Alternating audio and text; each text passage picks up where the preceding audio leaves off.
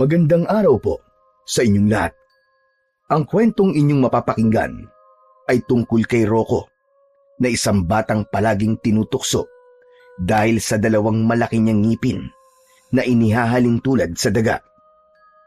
Hanggang isang dagang kosta ang napunta sa kanyang pangangalaga na isa palang diwata. Ipinagkaloob ng diwata kay Rocco ang isang mutya na ayon sa diwata ay kailangan niyang gamitin sa pakikipaglaban sa mga aswang. Ngunit handa ba si Rocco sa panganib na paparating sa kanilang baryo? Magagawa bang buhatin ng isang batang kagaya niya ang isang napakabigat na responsibilidad? Ngunit bago po ang lahat, mga idol, huwag po nating kalimutang mag-subscribe at i-hit ang notification bell sa aking YouTube channel na The Voice Addict at Apong Isaak para sa mas marami pang makapigil hiningang kwentong aswang at katatakutan mula sa mundo ng kababalaghan. Umpisahan na po natin ang kwento. Tahimik na naglalakad isang hapon ang 10 taong gulang na batang si Rocco habang bitbit ang isang basket na wala ng laman. Masaya siya dahil mabilis niyang napaubos ang binibenta niyang maruya na ang nagluto naman ay ang tatay niyang si Danilo. Sa kanyang paglalakad ay napahinto siya nang may tumamang bola sa likod ng kanyang ulo. Lumingon siya at nakita niya ang batang si Tonyo kasama ang iba pang mga bata. Hoy! Rocco daga! Ibigay mo sa amin yung bola! Bilisan mo! Teka, bakit ako kailangan kumuha ng bola nyo? Kayo ang naglalaro ah. Saka, hindi man lang ba kayo magsasoli sa akin? Tinamaan nyo ng bola ang ulo ko? Nakangising lumapit si Tonyo kay Rocco. Bahagyang napaatras si Rocco dahil takot siya kay Tonyo, lalo na't malaki itong bata. Noon pa man ay paborito na siyang tuksuhin ng mga bata sa baryo nila, lalo na ni Tonyo dahil sa malaki ang 2 ngipin niya sa unahan. Kaya tinatawag siya ng mga ito na daga. Aba, sumasagot-sagot ka na ngayon ha? Bakit? Kaya mo na ba akong talunin sa suntukan? Kahit tawagin mo pa ang tatay mong Pilay, wala kayong laban sa akin na 2. Baka mamaya pag-umpugin ko pa kayo eh. Wag mong madamay-damay ang tatay ko dito, Tonyo. Ako na lang ang laitin mo, wag na siya. Wow! Napaka mapagmahal mo naman palang anak. Ano ba pakialam mo kung pati tatay mo laitin ko? Talaga namang Pilay siya. Alam mo, ikaw, kung kinuha mo na lang sana yung bola namin at hindi yung marami ka pang sinasabi, di tapos na tayo. Alam ni Rocco na kahit anong sabihin niya ay hindi siya mananalo kay Tonyo. Kaya't tumalikod na siya. Ngunit nakakaisang hakbang pa lang siya ay tinapik siya ni Tonyo sa balikat. Paglingon niya ay binigwasan siya ng isang suntok ni Tonyo. Tumama yon sa kaliwang pisngi niya. Natumba si Rocco sa lupa at nagtawanan ang mga batang kalaro ni Tonyo. Bastos ka rin, Hindi pa kita tapos kausapin tapos tatalikuran mo ako. Yan ang dapat sa kagaya mo. Mayabang na tumawa si Tonyo. Kinuha na nito ang bola at bumalik na sa kanyang mga kalaro. Hindi na nagtangkang lumaban pa si Rocco gaya ng palagi niyang ginagawa. Tumayo na lamang siya at kinuha ang basket. Naglakad na siyang muli hanggang sa makarating na siya sa kanilang bahay. Maliit na kubo ang tinitirhan ni Rocco at ng kanyang tatay na si Danilo. Ang dingding at bubong nun ay gawa sa pawid. Pagpasok niya ay naabutan niya ang kanyang ama na naghihiwa ng mga gulay. Nagkaroon noon ng polio ang tatay ni Rocco, kaya pilay ang kaliwang paa nito. Nakakalakad dito kahit papano dahil sa tulong ng isang saklay. Tay, nandito na po ako, Tay. Kumusta naman ang pagbebenta mo, anak? Ayos naman po. Naubos po ang maruya niyo, Tatay. Ganun ba?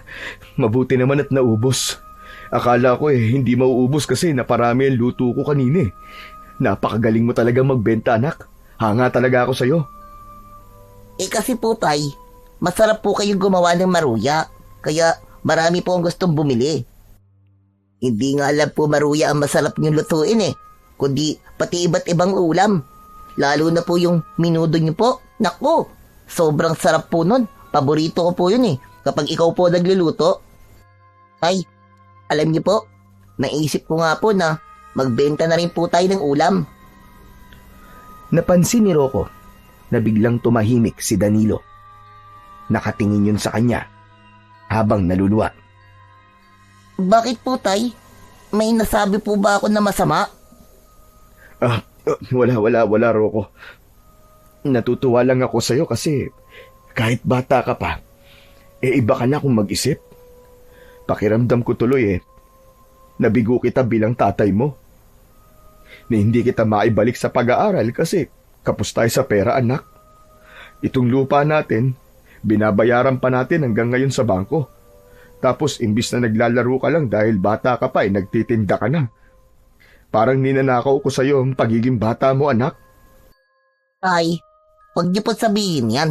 Masaya naman po ako at nakakatulong po ako sa inyo Saka alam ko po na kapag natapos na tayo sa pagbabayad sa bangko nitong lupahan natin, makakabalik na rin po ako sa pag-aaral. Sana talaga. Hindi na lang ako pilay. Sana iba na lang ang naging tatay mo, anak. Yung tatay na kayang ibigay ang magagandang bagay sa'yo. Dahil yun ang nararapat sa mga batang kagaya mo, Rocco. Wala po akong ibang gustong maging tatay, kundi ikaw lang po. Mahal na mahal po kita, tay. Agad na pinunasan ni Danilo ang gilid ng mga mata nito bago pa ito tuluyang maluwa. Noon pa man ay ganun na si Danilo at alam yun ni Rocco. Maliit ang tingin ni Danilo sa sarili nito dahil sa kanyang kapansanan. Minsan ay sinasabi nito na naiinggit ito sa ibang tatay na nagagawang makipaglaro sa mga anak dahil hindi nito yun nagagawa kay Rocco. Kaya naman, palaging ipinaparamdam ni Rocco sa kanyang tatay na mahal niya ito at walang mali rito. Ang mga pangyayaring yon at ang sitwasyon nila ang naging daan upang maging matured ang pag-iisip ni Rocco. Maya-maya ay napansin ni Rocco ang pagkunot ng noo ng kanyang ama habang nakatingin yon sa kanyang muka. Doon na naalala ni Rocco na baka nakita nito ang pasa sa kaliwa niyang pisngi dahil sa suntok ni Tonyo.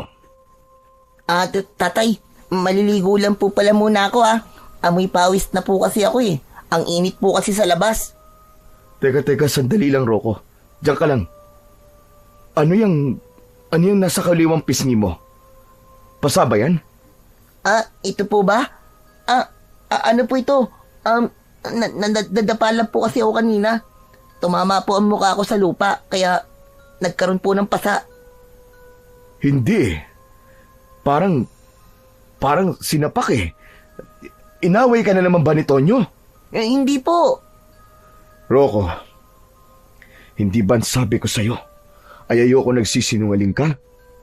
Dalawa na lang tayong magkasama. Kaya ayoko na naglilihim tayo sa isa't isa. Sabihin mo sa akin kung paano ka nagkaroon ng pasa. Tama po kayo, tay. Si Tonyo po ang may gawa nito.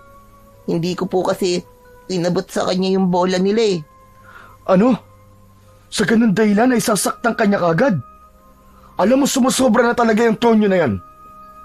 Alam ko na palagi kanyang tinustukso at tinaaway. Pero sobra na tong pananakit na ginawa niya sa'yo. Teka, ang mabuti pa'y punta natin siya sa labas ng bahay nila.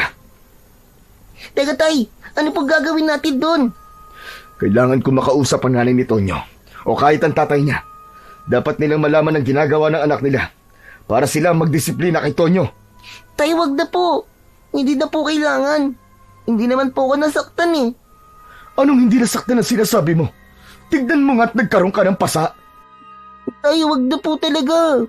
Baka po kasi magkagulo pa kapag isinumbog natin si Tonyo sa nanay at tatay niya eh. Hindi po ba kilalang basagolero yung tatay ni Tonyo? Yung nanay naman po niya mahilig mang-away ng kapitbahay. Wag na po tay. Ang importante naman po buhay ako eh. Anak, masakit para sa akin na makikitang sinasaktan ka ng kahit na sino. Gusto ko na sa pagkakataong to ay maipagtanggol man lang kita kahit paano, anak. Tay, ayos lang po talaga ako. Huwag po kayo mag-alala sa akin. Sandaling tumahimik si Danilo. Maya-maya pa ay huminga ito ng malalim, sabay iling. Sige, palalampasin ko muna ngayon yung ginawa sa'yo ni Tonyo, anak. Pero kapag sinaktan ka niya ulit, kakausapin ko na mga magulang niya. Nagkakaintindihan ba tayo? Opo, tay. Sige po, maliligo na po muna ako.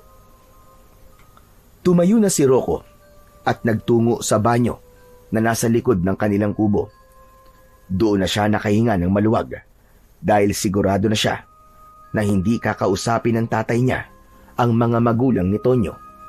Nais niya kasi na umiwas sa gulo at natatakot din siya na mas lalo lang siyang tuksuin at awayin ni Tonyo kapag kinausap ng tatay niya ang mga magulang nito. Bilang isang bata, ay simple lamang ang mga pangarap ni Rocco.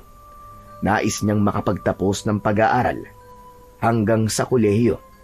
Nais niya na paglaki niya ay magkaroon siya ng trabaho na kayang masuportahan ang pang-araw-araw na pangangailangan nila ng kanyang ama. Hindi niya nais na yumaman sila ng sobra-sobra. Sapat na sa kanya na magkaroon sila ng maginhawang buhay at maayos na tirahan.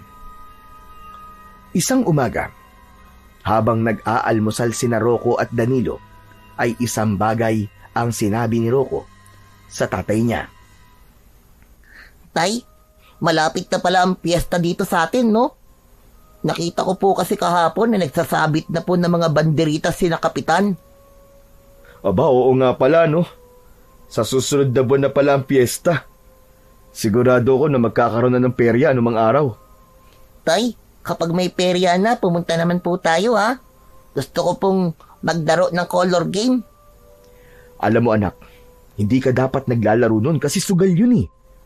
Mas lalo yung magiging hindi maganda kung hahayaan mong kontrolin ng sugal ang buhay mo. Ganun po ba?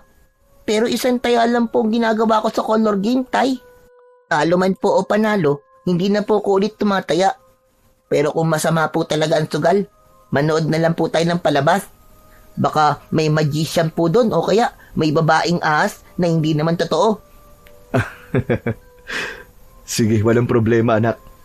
Kapag nagkaroon na ng perya, pupunta tayo doon.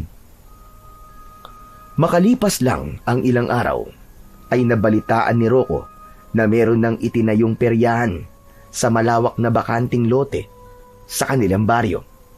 Sa unang gabi ng pagbubukas ng perya, ay nagtungo roon si Rocco kasama ang kanyang ama na si Danilo. Aliw na aliw si Rocco sa makukulay na ilaw at napakaraming tao sa paligid. May mga naglalaro ng bingo, color game at kung ano-ano pa. Meron din doong Ferris wheel na pinipilahan dahil yun ang unang beses na nagkaroon ng ganon sa kanilang lugar. Tay! Sakay po tayo ng Ferris wheel! Sige, dito ka lang at bibili lang ako ng tiket. Pumila si Danilo sa bilihan ng tiket sa pagsakay sa Ferris wheel. Nang bumalik ito, ay may dala na itong 2 tiket at inabot nito ang isa kay Rocco.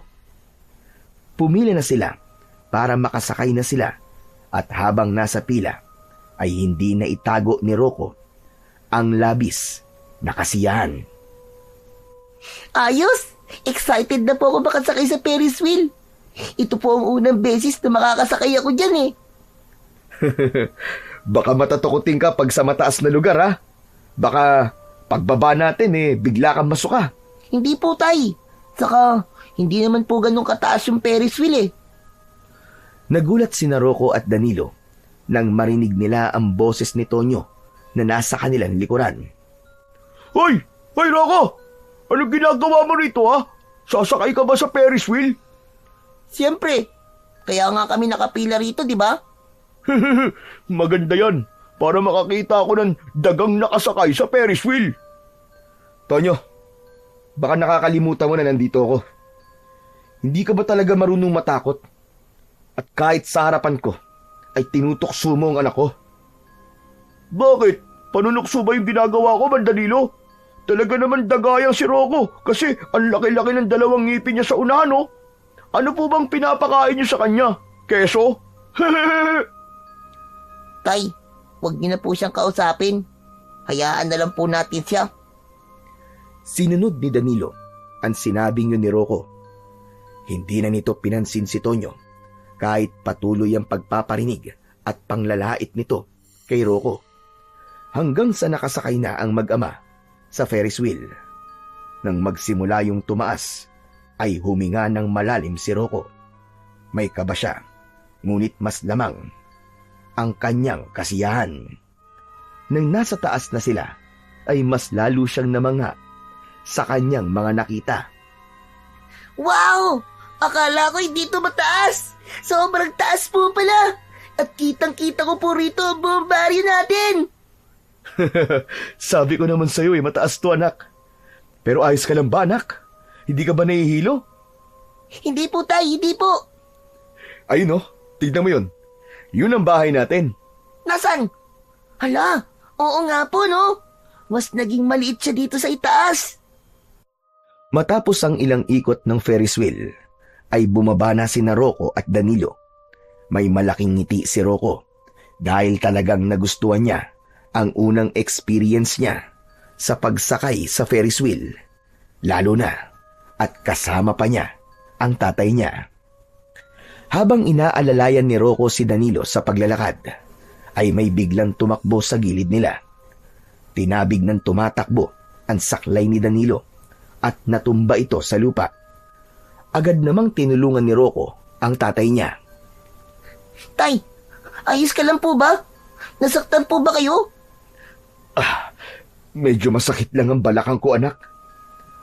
Tinignan ni Rocco ang tumabig sa saklay ng kanyang ama. Hindi na siya nagulat nang makita si Tonyo na nakatayo sa kanilang harapan. Nakahalokip-kip pa yun at nakangisi. Bakit mo naman ginawa yun, Tonyo? Ang alin ba? Bakit mo tinabig ang saklay ng tatay ko? Bakit? Sinasadya ko ba? Hindi naman, di ba? Paharang-harang kasi kayo sa dinadaanan ko eh. Ikaw ang nakakakita sa amin, kaya sana, ikaw na lang ang umiwas. Tumawa si Tonyo saka parang walang nangyari na naglakad palayo. Kinuha ni Rocco ang saklay ng kanyang ama na si Danilo at inalalayan nito yun hanggang sa makatayo. Salbahay talaga, Tonyo na yon. Pati kayo, hindi pinalagpas, tay. Pabayaan mo na. Ang importante ay hindi ikaw ang sinaktan niya. Kasi kung ikaw ang sinaktan niya, ay isusumbong ko na talaga siya sa nanay at tatay niya. Pero alam mo, Rocco, anak, masaya ako. Kasi hindi ka kagaya ni Tonyo eh.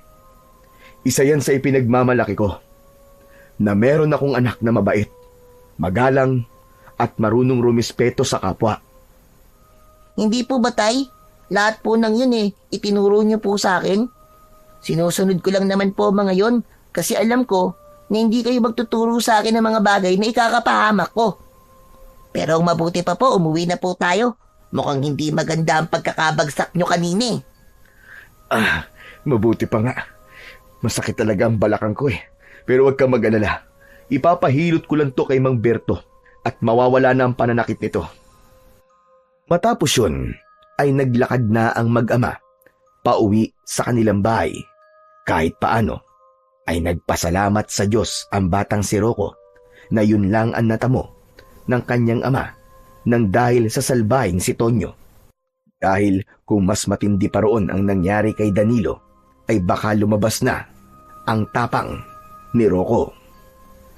Kinabukasan ay inutusan si Rocco ni Danilo na papuntahin sa bahay nila ang kilalang manghihilot at albularyo sa baryo nila na si Mang Berto. Hanggang sa sandaling yun, ay masakit pa rin kasi ang balakang ni Mang Danilo. Tumalikod agad si Rocco at pinuntahan niya si Mang Berto sa bahay nito. Kasama niya ito nang bumalik siya sa bahay nila. Habang hinihilot ni Mang Berto ang balakang ni Danilo, ay napapangiwi si Rocco dahil baka sa mukha ng tatay niya ang labis na kirot na tinitiis nito. Matapos na mahilot ni Mang Berto si Danilo, ay inabutan ito ni Danilo ng 50 pesos. Pasensya na po kayo ha. Kung yan lang po ang kaya kong ibayad sa inyo, Mang Berto. Ano ka ba? Malaking bagay na ito. Pambili na rin ito ng bigas. Ano ba kasi ang nangyari dyan sa balakang mo? Si Tonyo kasi. Habang naglalakad kami ni Rocco sa peryahan, tinabig ba naman ang saklay ko? Ayun, natumba ko. Hindi maganda ang pagkakabagsak ko Ay nako, napakapasaway talaga ng batang yon. Napakasutil. Sigurado ko na paglaki nun, ay kagaya yon ng tatay niyang basagulero. Wag naman po sana, Mang Berto. Sana magbago pa si Tonyo. At sabihin mo, sana ay maging kagaya siya ng anak mo, na magalang at tahimik lang at marunong rumispeto. Sinabi niyo pa, Mang Berto. Teka, oo nga pala. Alam niyo na ba yung bali-balita dito sa baryo natin?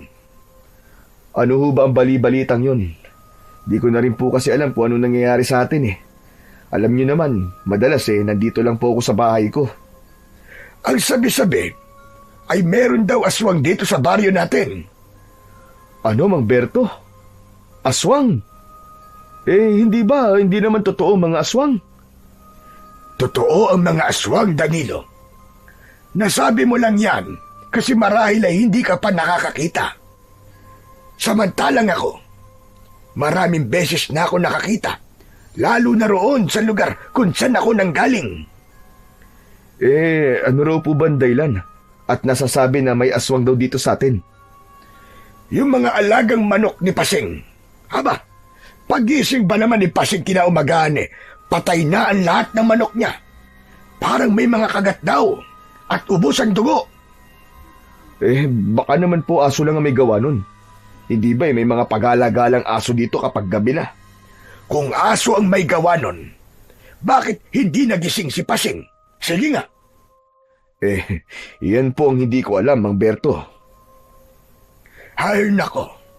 Mukhang hindi mo siniseryoso ang aking sinasabi, Danilo. Mang Berto, pasensya ka na. Pero hindi po talaga ako naniniwala sa mga aswang-aswang na yan Sa tagal ko na po nakatira rito sa baryo natin, kahit dulo po ng kuko ng aswang, ay wala pa naman po ako nakikita. Alam mo, Danilo, sadyang may mga bagay at nilalang na hindi mo na kailangan makita para maniwala ka. Sige na. Ako'y aalis na. Basta't magpahinga ka muna kahit isang araw lang, Huwag ka munang magkikikilos at huwag ka na rin munang maligo ngayong araw. Bukas ka na lamang maligo. Sige ho. Maraming salamat po, Mang Berto. Tatandaan ko po lahat ng sinabi nyo. Mag-iingat po kayo sa pag-uwi nyo, ha? Nang makaalis na si Mang Berto, ay saka lumapit si Rocco sa tatay niya. Narinig niya ang lahat ng pinag-uusapan ng dalawa at hindi niya naiwasang makaramdam ng pag-aalala at takot nang marinig niya ang sinabi ng matandang albularyo na si Mang Berto tungkol sa aswang. Tay! Sa tingin niyo po ba talagang may aswang po dito ngayon sa atin? Nako, huwag ka maniwala dun sa sinasabi ni Mang Berto, anak. Ibig po sabihin hindi totoong pinatay ang mga alagang manok ni Aling Pasing? Yun, pwedeng totoo yun. Pero yung aswang, nako, malabo. Yung mga aswang na yan, anak, ay katang-isip lang. Panakot lang yan ng mga matatanda sa mga bata para sumunod sa kanila. Bakit, anak? Natatakot ka ba? Opo, natatakot po ko. Hindi po ba tao ang kinakain ng mga aswang? Rocco, hindi mo kailangan matakot sa isang bagay o nilalang na hindi totoo. Kapag pinaniwalaan mo sinabi ni Mang Berto, ay ikaw din ang magiging kawawa. Dahil ang taong nabubuhay sa takot ay hindi nagiging masaya. Tandaan mo yan. Tinandaan ni Rocco ang sinabing yun ni Danilo. Pilit niyang isiniksik sa kanyang isipan na ang mga aswang na sinasabing nasa kanilang baryo ay hindi totoo at pawang kathang isip lamang. Pagsapit ng gabi, matapos ang hapunan, ay dinala ni Rocco ang kanilang pinagkainan sa batalan upang kanyang hugasan ang mga yon. Nang matapos na siya, ay nakita niya si Danilo na nakaupo sa may hagdan sa tapat ng pintuan. Nakatanaw yon sa malayo at tila malalim ang iniisip. Tumabi si Rocco sa kanyang ama. Pinagmasdan niya ang mukha nito at napansin niya na malungkot ito. Hindi pa po ba kayo matutulog, Tay? Maya-maya na, anak. Hindi pa naman ako inaantok eh. Eh bakit? Parang malungkot po kayo. Naaalala ko lang kasi nanay mo. Naisip ko lang, kung hindi siya namatay, ay baka hindi ganito ang buhay natin. Siguro ay may katuwang ako sa buhay. At ikaw naman ay nakakapag-aral. At hindi na kailangan magtinda ng maruya. Pero sigurado po ako na masaya po si nanay kung nasan man siya ngayon. Hindi na po siya nahihirapan sa sakit niya. Tama ka, anak. Sana'y masaya na siya dahil yun ang nararapat para sa kanya. Isang mahabang katahimikan ang namagitan sa mag-ama. Makalipas ang ilang sandali, ay muling nagsalita si Mang Danilo. Teka, oo nga pala. Hindi ka ba magpupunta ngayon sa peryahan? Gusto niyo po bang pumunta tayo, Tay? Medyo masakit pa ang balakang ko, anak eh. Saka ang sabi ni Mang Berto ay magpahinga muna ako. Kaya hindi muna ako pwedeng magpunta ron. Bukas na lang siguro ng gabi. Hindi na lang din po ako pupunta ngayon kasi hindi po kita kasama eh. Pwede ka naman pumunta ron nang di ako kasama, Rocco eh. Sulitin mo na habang may peryahan pa dito sa atin. Dahil pagkatapos ng piyesta, abay siguradong mawawala na yon. Pero paano po kayo rito, Tay? Mag-isa lang po kayo. Sige na, kaya kong sarili ko. Sige na. Pumunta ka na at magpakasaya ka ron, anak. Sige na nga po. Pupunta na po ako. Magpapalit lang po ako ng damit, ha? Sige. Pumasok si Rocco sa bahay nila. Pinalitan niya ang damit niya ng mas maayos. Nang lumabas siya, ay nakaupo pa rin doon ang ama niyang si Danilo sa hagdan. Kinuha ni Danilo ang isang kamay ni Rocco at binigyan siya nito ng maraming barya. Tay, para saan po ito? Pamperya mo, para makakasakay ka ulit sa Ferris wheel. Tapos, bumili ka ng kung anong pagkain na meron doon. Huwag na po. Maglalakad-lakad na lang po ako doon at manonood. Huwag ka nang tumanggi, anak. Kailangan na may pera ka para makapag-enjoy ka sa peryahan. Basta mag-iingat ka at huwag masyado magpapagabi. Kung sakali na makita mo si Tonyo, ikaw na lang ang umiwas, ha? Mabilis na niyakap ni Rocco si Danilo bago siya umalis. Inilagay niya sa bulsa ng kanyang shorts ang mga barya at hindi niya maiwasang mapangiti dahil muli siyang makakapunta sa peryahan. Nang makarating si Rocco sa peryahan, ay bumili siya ng popcorn. Nanood siya ng mga naglalaro ng color game at nang magsawa siya, ay lumipat naman siya sa panonood sa mga taong naglalaro ng dart game.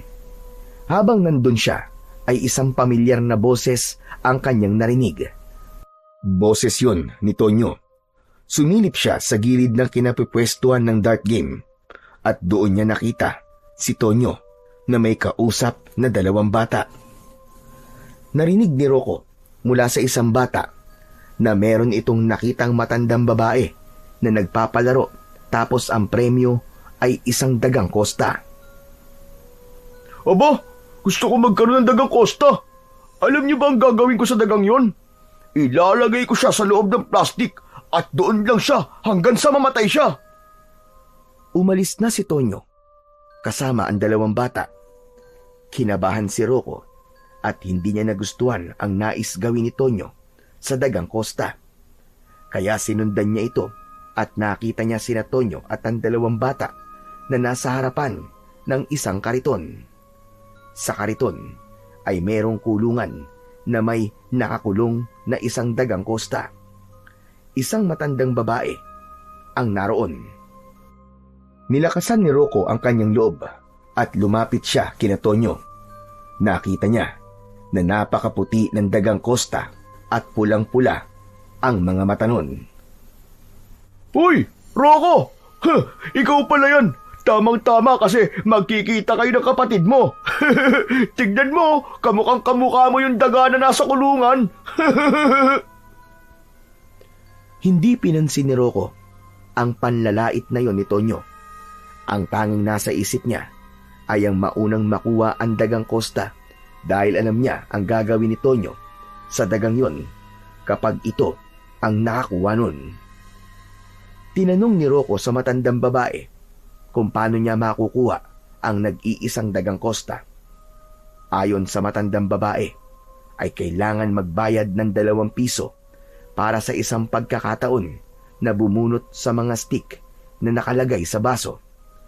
Kapag ang stick na nabunot ay merong kulay pula sa dulo, ay isang dagang kosta ang premyo. Sige po, ito po ang 10 piso, Lola, para 5 beses po akong bubunot. Wow! Ang dami mong pera! Bakit? Desperado ka bang mapalaya ang kapatid mong daga, Rocco? Lola, ito naman ang sa akin. 20 pesos! Matapos magbayad ng 2, ay isa-isa na silang bumunot ng stick. Sa unang 3 stick ni Rocco ay bigo siya. Ganon din si Tonyo. Nang maubos na ang 5 pagbunot ni Rocco, ay muli siyang nagbayad ng 10 piso. Ngunit bumagsak ang mundo ni Rocco nang sa ika-10 pagbunot ni Tonyo ay may kulay pula ang stick na nabunot nito. Yes! Ang galing ko talaga! Sa wakas, magkakaroon na rin ako ng dagang kosta! Inuwa ng matandang babae ang dagang kosta. Inilagay nito yon sa maliit na kahon at inabot kay Tonyo. Naglakad na si Tonyo at ang 2 bata paalis, pero sinundan ni Rocco ang mga yon. Tonyo! Sandali lang, sandali! Bakit? May kailangan ka? Yung daga. Pwede ba akin na lang yan? Nek-nek mo! At bakit ko naman ito ibibigay sa'yo, Aber? Sa bagay, oo nga pala. Parehas nga pala kayong daga. Narinig ko kasi ang pinag-uusapan nyo kanini. At alam kong hindi maganda ang gagawin nyo dyan sa daga. Pero kung hindi mo siya ibibigay sa akin, baka pwedeng makiusap sa inyo na wag ko na lang siya sasaktan. Wow! Talagang grabe ang malasakit mo sa daga, ano? Saka, ano bang pakialam mo kung anong gagawin ko sa daga to? Gumastos ako ng 20 pesos para makuha to, no? Malas mo lang kasi ako nakakuha at hindi ikaw. Pero kasi kahit daga lang siya, ay may buhay pa rin siya. May pakiramdam yan. At nasasaktan din yan, gaya nating mga tao. Gaya ng sinabi ko, wala kang pakialam sa gagawin ko kasi akin na ang dagang ito. Tumalikod na si Tonyo at nang maglalakad na ito ay mabilis na hinawakan ni Rocco ang braso ni Tonyo. Humarap si Tonyo at malakas na itinulak si Rocco. Napaupo sa lupa si Rocco at tumayo si Tonyo sa harap niya habang nakatingin sa kanya na parabang isa siyang napakaliit na bagay. Ang kulit mo rin talagang daga ka, no? Gusto mo pa yatang masaktan eh. Sige na, Tonyo. Akin na lang ang dagang kosta. Kung gusto mo bibiling ko na lang yan sa'yo. Bakit? May pera ka ba? Mahirap pa kayo ng tatay mo sa daga eh. Tumayo si Rocco at binilang ang barya na nasa kanyang bulsa. Oh, ito. Meron pa ako dito 30 pesos. Ito na lang ang lahat na meron ako. Kulang yan. Hindi ko tatanggapin yan. Ano? Pero 20 lang naman ang ginastos mo para makuha ang daga na yan ah. May sobra ka pa 10 piso. Eh ano ba pakialam mo? Pero pwede naman nating gawa ng paraan ang kulang mo para mabili mo tong dagang kosta ko. Anong paraan? Pasuntok ako ng isa. Ha? Ayoko. Kapag nakita ni tatay na may pasa ako, ay magagalit na naman siya sa'yo. Ang sabi niya kapag sinaktan mo ulit ako, ay kakausapin na niya nanay at tatay mo. Eh di, sa tiyan na lang kita susuntukin. Ano, Rokong Daga? Magdesisyon ka na bago pa magbago ang isip ko. Ano ba yan? Oo na, sige na. Ang payag na ako. Basta wag walang lalakasan ha. Huwag kang mag-alala. Hindi ka masasaktan sa suntok ko. Parang kagat lang to ng langgam. Nakakalokong ngumisi si Tonyo. Inutusan nito ang 2 batang kasama nito na hawakan si Rocco sa magkabila ang kamay. Agad na tumalima ang 2. Inilapag ni Tonyo sa lupa ang kahon kung saan nakakulong ang dagang kosta. Pinatunog pa nito ang kanang kamao nito. Nang sandaling yun ay desperado na talaga si Rocco na makuha kay Tonyo ang dagang kosta dahil ayaw niya yung mapahamak. Kung sa iba, walang kwenta ang buhay ng isang daga. Para sa kanya ay meron. Tinuruan siya ng tatay niya na pahalagahan ng buhay, hindi lang ng tao, kundi ng lahat ng hayop. O ano, handa ka na ba, Rokong Daga? Oo, sige na. Suntukin mo na ako. Bumuelo si Tonyo at nagpalipad ito ng malakas na suntok. Tumama yun sa tiyan ni Rocco. Hindi totoo ang sinabi ni Tonyo na mahina lang ang suntok na gagawin nito dahil napakalakas nun. Pakiramdam ni Rocco ay mawawalan siya ng malay dahil sa suntok na yun. Nang bitawan ng 2 bata ang mga kamay niya, ay napaluhod siya sa lupa. O ano, akin na yung pera mo. Bilisan mo! Nanghihinang inabot ni Rocco ang mga barya kay Tonyo. Matapos yun, ay umalis na ang mga ito at naiwan si Rocco na nasa kanyang harapan ang kahon kung saan nakakulong ang dagang kosta. Umuwi si Rocco sa bahay nila, nadala ang dagang kosta. Tulog na ang tatay niya, kaya hindi na nito nakita kung ano ang dala niya. Tumabi na siya sa tatay niya sa pagkakahiga sa banig na nakalatag sa kawayang saig, habang iniinda pa rin niya ang sakit ng pagsuntok ni Tonyo sa kanyang tiyan. Kinabukasan, habang abala sa pagluluto ang tatay ni Rocco ng maruya, ay naghanap siya ng mas maayos na kulungan para sa dagang kosta. Nang silipin niya kasi yun, ay napansin niya ang sugat ng daga sa isa sa mga paa nito. Naisip niya na kailangan niya yung alagaan at hindi maganda na basta na lang niya yung pakakawalan at baka makain pa yun ng kung anong hayop gaya ng ahas o pusa sa paligid. Walang nakitang kulungan si Rocco sa bahay nila, kaya naghanap at nagtanong-tanong siya sa mga kapitbahay nila. Nang mapadaan siya sa bahay ni Mang Berto, ay napansin niya ang kulungan ng isang ibon na nakasabit sa harap ng bahay nito. Walang nakakulong na ibon sa kulungan, kaya kumatok siya sa bahay ni Mang Berto. Oh, Rocco! Ikaw pala yan. Anong ginagawa mo rito? Masakit pa rin ba ang balakang ni Danilo at magpapahilot ulit siya? Ay, hindi po. Maayos na po ang balakang ni tatay.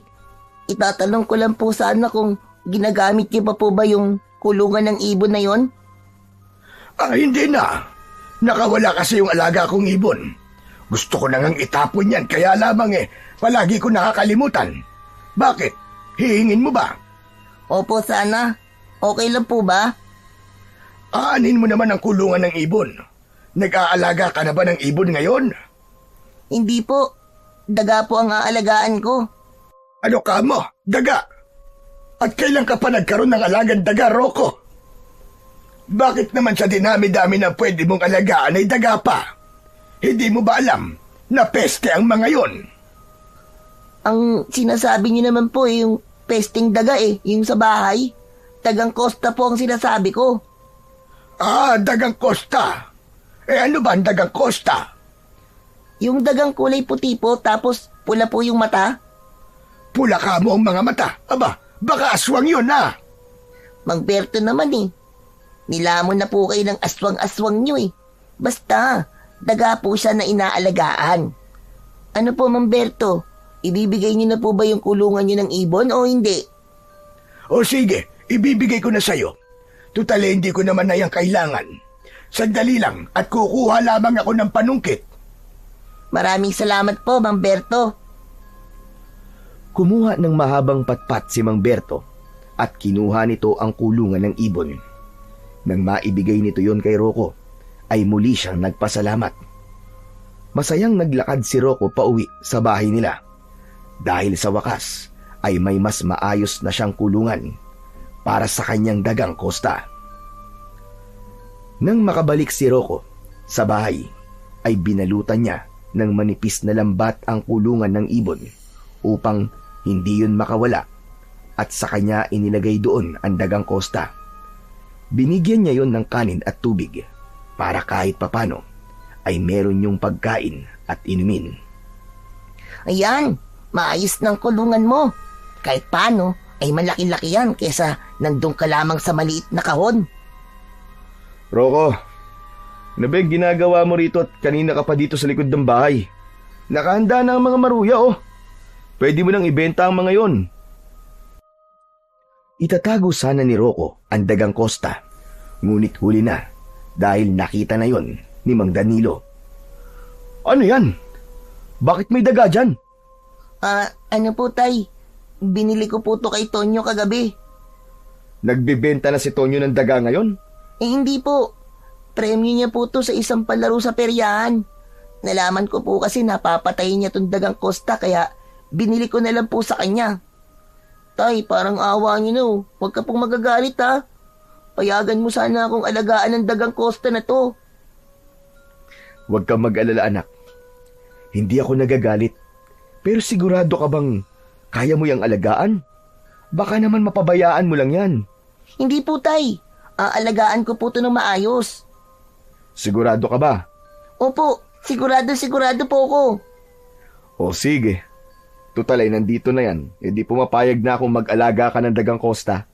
Yay! Salamat po tatay Saan ka pala nakakuha ng kulungan? Hiningi ko po kay Mang Berto. Hindi na daw po niya gagamitin kaya hiningi ko na lang. O siya, sige na. Ibenta mo na yung mga maruya. Mag-iingat ka ha. Masayang niyakap ni Rocco ang tatay niya. Labis ang pasasalamat niya sapagkat pumayag itong alagaan niya ang dagang Costa na iniligtas niya mula kay Tonyo.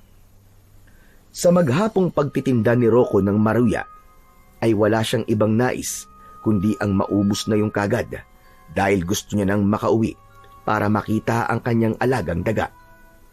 Pagsapit ng 4:00 ng hapon ay naubos na ang paninda niya kaya nagsimula na siyang maglakad pauwi. Sa hindi inaasahang pagkakataon ay nakasalubong ni Rocco si Tonyo. Hoy, Rocco ang daga! Kumusta na yung dagang Costa ha? Baka naman inulam niyo na yun ng tatay mo kasi wala kayong pang-ulam. Nandun siya sa bahay. Inilipat ko sa mas malaking kulungan para makakilo siya ng maayos.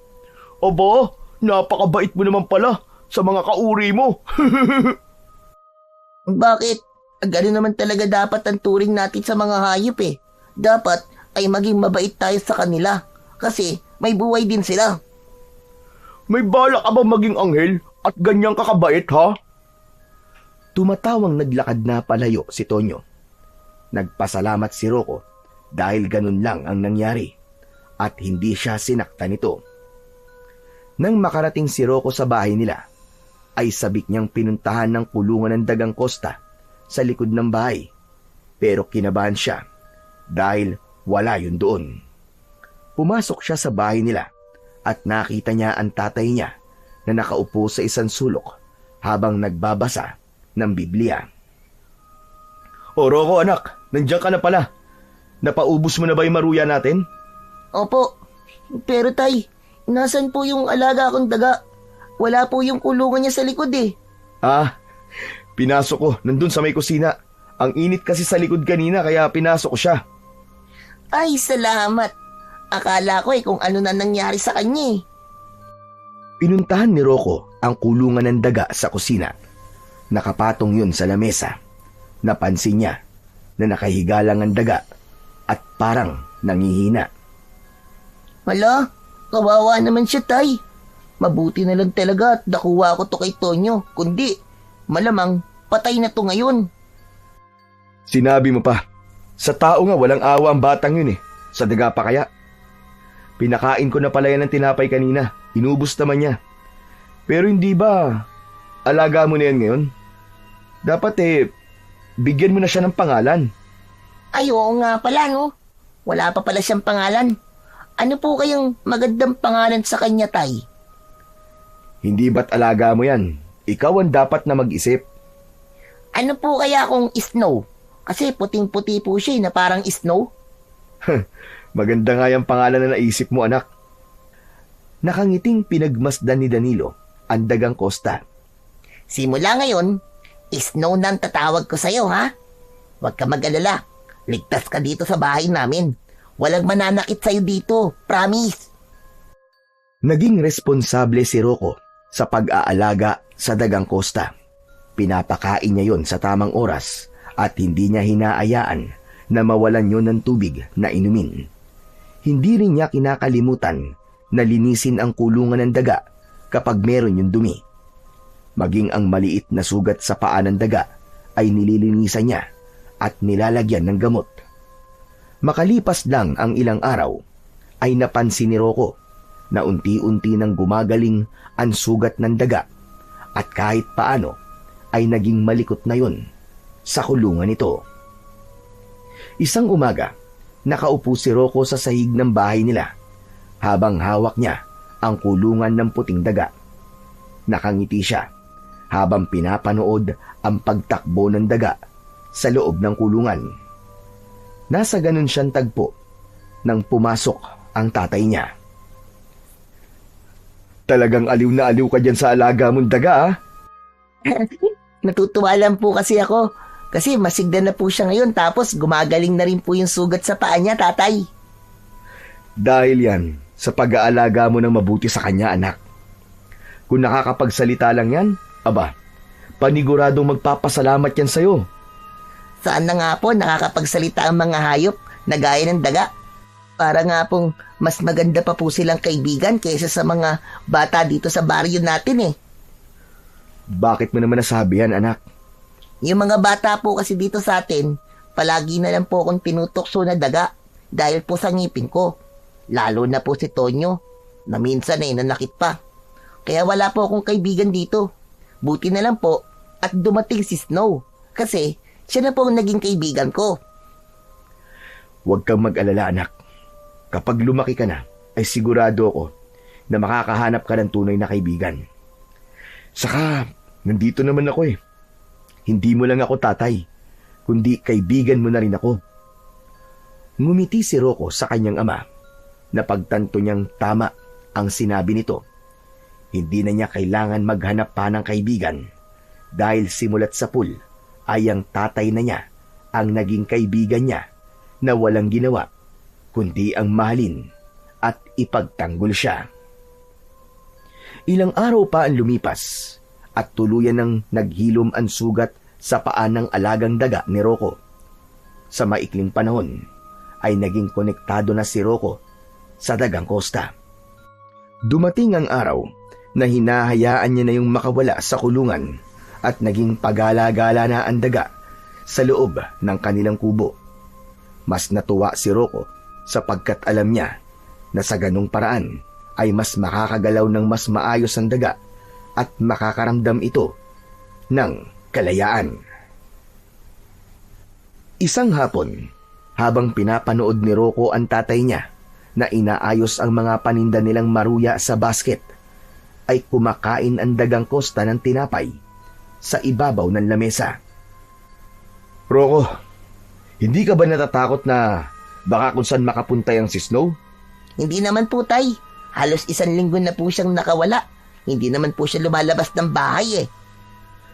Sigurado ka ba? Hindi kaya mas makakabuti kung ibalik mo na lang siya sa kulungan niya? Ayoko po. Mas nakakatuwa po na malaya siyang nakakagalaw. Saka mukhang sanay na po siya na nakawala. Kaya baka bigla po siyang malungkot kapag ibinalik ko po siya sa kulungan. O sige, ikaw ang bahala. Ako'y nagpapaalala lang, anak, ha? Alam ko kasing malulungkot ka kapag biglang nawala yung si Snow dito. Oh, ayos na pala itong mga maruya. Pwede mo na itong ibenta. Kinuha ni Rocco ang basket at matapos niyang magpaalam kay Danilo, ay umalis na siya para magbenta. Walang kaba o takot na nararamdaman si Rocco na baka biglang mawala si Snow. Napansin niya kasi na simula ng pakawalan niya yon mula sa kulungan, ay hindi yun lumabas ng bahay nila kahit na 1 beses. Ngunit tila nagdilang anghel si Danilo dahil isang umaga, pagkagising ni Rocco, ay hindi niya na makita kung nasaan si Snow. Nang magising ang kanyang tatay, ay nagtaka ito dahil sa paghahalugog niya sa kanilang bahay. Anak, ano bang hinahanap mo? Mukhang aligagang-aligaga ka. Si Snow po kasi nawawala. Kanina ko pa po siyang hinahanap pero hindi ko po siya makita eh. Nako, yan na nga ba ang sinasabi ko eh. Baka naman nasa labas. Tara, hanapin natin. Tinulungan si Rocco ni Danilo sa paghahanap sa dagang Costa. Maging sa labas ng bahay nila ay hindi rin nila nakita ang daga. Tinawag ni Rocco ang pangalan ni Snow, pero walang dagang lumapit sa kanya. Makalipas ang halos 1 oras ng paghahanap, ay malungkot na naupo sa may hagdan si Rocco. Nasaan na kaya si Snow, tay? Ano na kaya ang nangyari sa kanya? Hindi ko rin alam, anak. Pero baka naman babalik din yun. Alam mo mga hayop, anak, alam nila kung saan sila nakatira. Maligaw man sila, ay pilit silang babalik kung saan alam nila na ligtas sila. Nag-aalala po ko eh, na baka nakalayo na siya tapos hulihin siya ng ibang tao at kung anong gawin sa kanya. O baka makain siya ng ahas o kung ng anong hayop. Huwag kang mag-isip ng ganyan, anak. Ang isipin natin ay babalik din dito sa bahay natin si Snow. Makikita mo, magugulat ka na lang isang araw ay nandito na siya ulit. Dapat pala nakinig po ako sa inyo, tay eh. Dapat hindi ko na lang hinayaan na nakawala si Snow. Kung sinunod ko sana kayo, nandito pa sana siya. Huwag mong sisihin ang sarili mo, anak. Magandang intensyon mo kaya gusto mong hindi nakakulong ang alaga mong daga. Basta, babalik din si Snow. Ang kailangan lang nating gawin ay maghintay. Wala nang nagawa si Rocco, kundi ang maghintay sa pagbabalik ng alaga niyang daga. Labi siyang nalungkot dahil napalapit na siya kay Snow at talagang itinuring niya yon na kanyang kaibigan. Hindi rin niya maalis ang pakiramdam na naging pabaya siya, kaya nawala ang kanyang dagang Costa. Lumipas ang ilang araw, pero walang Snow na bumalik sa bahay ni Rocco. Nang sandaling yun, ay unti-unti niya nang tinanggap na hindi na talaga babalik ang alaga niyang daga. Ipinagdasal na lamang niya na kung nasaan ito, ay ligtas ito. Isang gabi, mahimbing na natutulog si Rocco sa tabi ng kanyang ama. Naalimpungatan siya dahil may naramdaman siyang gumagalaw sa ibabaw ng dibdib niya.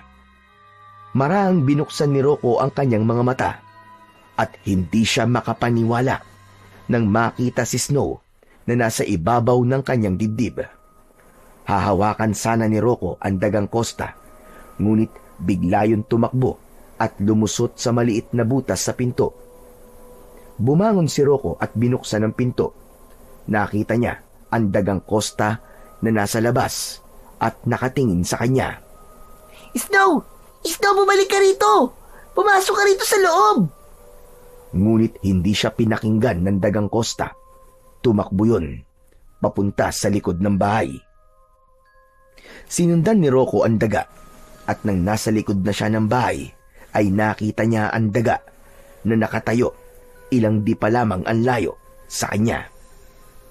Snow, lalapitan kita ha, pero huwag kang tatakbo. Diyan ka lang ha, huwag kang aalis ha. Umasa si Rocco na naintindihan siya ng dagang Costa. Nagsimula na siyang lumapit sa daga. Maingat ang kanyang pagakbang. Naisip niya na baka kung magmadali siya ay baka matakot sa kanya ang daga at muli yung tumakbo. Pero nang malapit na si Rocco sa daga ay labi siyang nagimbal nang binalot ng puting liwanag ang dagang Costa. Mabilis na lumaki ang liwanag at naghugis yun na parang isang tao. Nang mawala ang liwanag, ay isa na yung napakagandang babae na nakasuot ng puting mahabang damit ang laylayan at tila isinasayaw yon sa hangin. Mahaba ang itim na buhok nito at ang buong katawan nito ay napakaputi. Natigalgal si Rocco. Hindi siya makagalaw o makasigaw sa labis niyang pagkabigla. Ngunit habang tumatagal na nakatitig siya sa mahiwagang babae, ay unti-unti siyang kumakalma. Unti-unting nawala ang takot na nasa kanyang dibdib. Hindi mo kailangan matakot sa akin, Rocco. Ako si Amuyak, isa kong diwata na nangangalaga sa lahat ng uri ng hayop. Teka, huwag mong sabihin sa akin na ikaw si Snow, yung dagang Costa na inaalagaan ko. Tama ang iyong sinabi, Rocco. Ako ay naganyang daga upang mahanap ko ang taong karapat-dapat na pagbibigyan ko ng isang bagay na may malaking maitutulong dito sa inyong baryo. At ikaw, Rocco, ikaw ang taong nagpakita ng malasakit, tapang at pagsasakripisyo. Ikaw ang aking napili. Ano? Napili? Para naman saan? Para sa isang misyon na protektahan ng inyong lugar. Nandito na sa inyong lugar ang mga nilalang ng dilim. Unti-unti na silang kumikilos at hindi magtatagal ay tuluyan na silang magpapakita upang ipaalam ang hindi maganda nilang intensyon. Nais ko na labanan mo sila, Rocco. Nais kong ikaw ang maging tagapagtanggol ng lahat. Kaya ipagkakaloob ko sa iyo ang isang makapangyarihang mutya.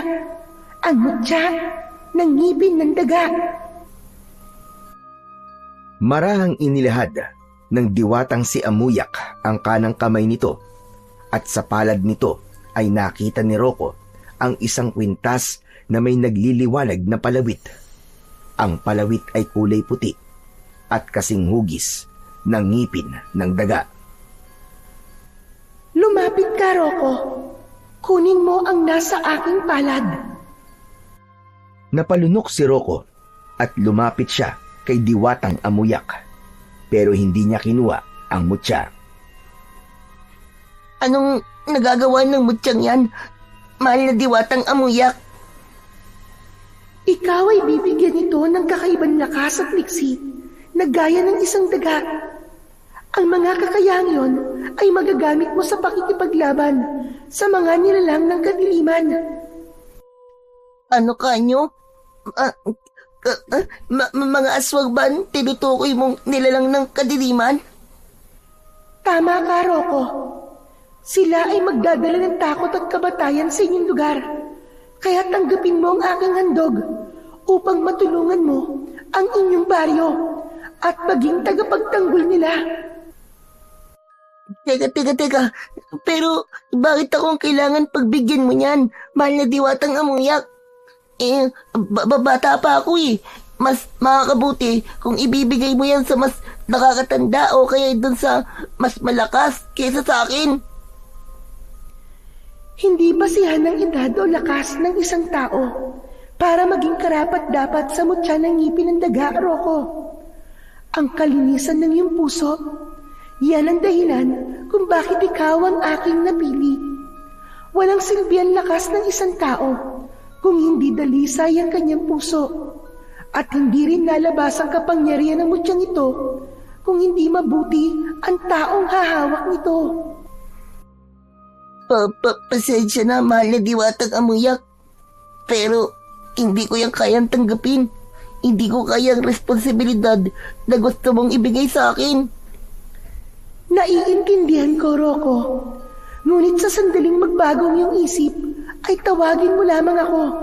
At ako ay darating. Binalot ng liwanag si Amuyak at nang nawala na ang liwanag ay nawala na rin ang mahiwagang daga. Napapitlag si Rocco nang may narinig siyang yabag ng paa sa kanyang likuran. Nang lumingon siya ay nakita niya si Danilo. Naglakad siya papalapit sa kanyang ama. Rocco, anong ginagawa mo rito? Galing lang po ako sa banyo, Tay. Akala ko kung saan ka na nagpunta eh. Naalimpungatan kasi ako na wala ka sa tabi ko. Teka, may kausap ka ba rito? Ano po, kausap? Paano po ako magkakaroon ng kausap dito, Tay? Para kasing narinig kita kanina nagsasalita eh. Pero siguro nagkamali lang ako nung narinig.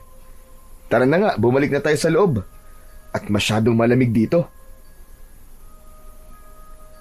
Maraang tumango si Rocco at sabay na silang pumasok ni Danilo sa kanilang kubo. Nang muling humiga si Rocco, ay patuloy niyang inisip ang nangyari kanina.